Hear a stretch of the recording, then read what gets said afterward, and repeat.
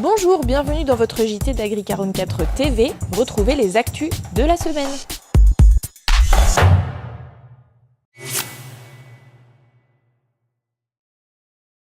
Depuis quelques années, les attaques contre l'élevage se multiplient et la demande sociétale pour l'amélioration du bien-être animal s'intensifie. Le 28 novembre dernier, le Crédit Agricole Atlantique Vendée a invité des représentants d'OPA et d'entreprises agroalimentaires à suivre une conférence sur ce sujet. Quelles sont les associations qui travaillent contre un certain type de mode d'élevage?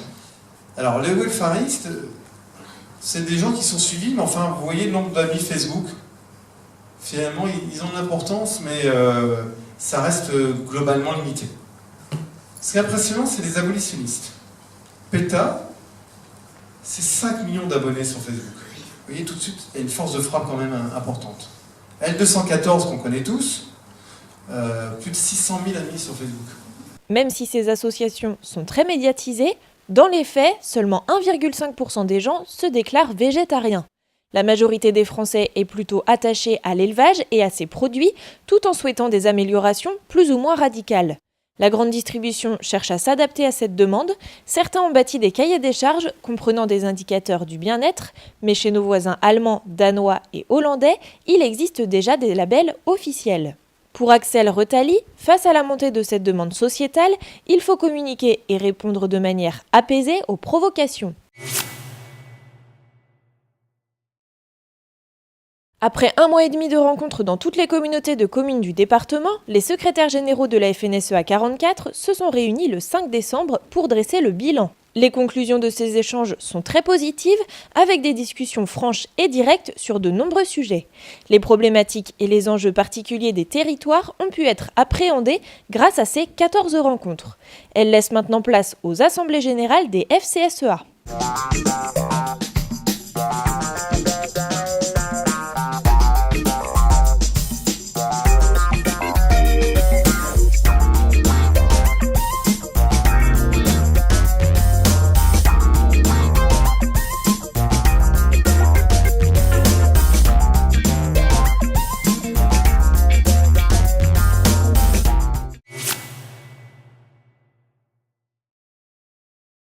553 € les 1000 litres, c'est le prix moyen du GNR acheté via le groupement d'achat de la FNSEA 44 et de JA 44 pour l'année 2017. Les agriculteurs du canton de Nozay reconduisent leur action de solidarité en faveur du Téléthon. Pour la 2e année consécutive, des baptêmes de tracteurs sont proposés ce vendredi et samedi 9 décembre à Nozay. Tous les profits seront reversés pour la recherche.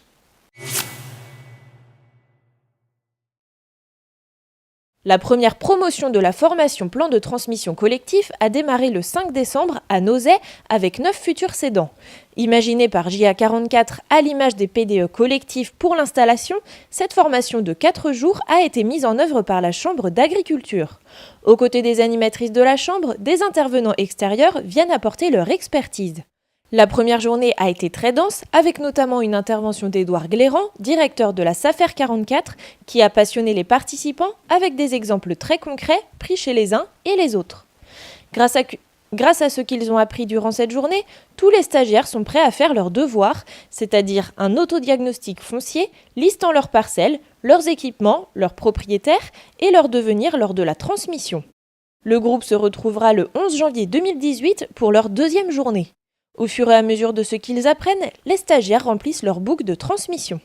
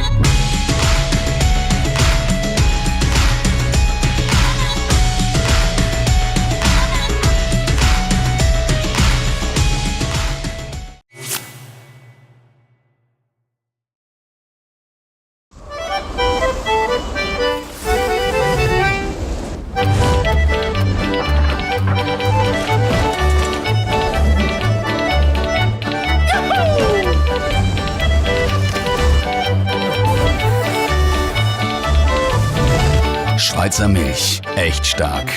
Kennen Sie die Mehrwerte von Schweizer Milch? Jetzt mitspielen und 1000 Überraschungspakete gewinnen.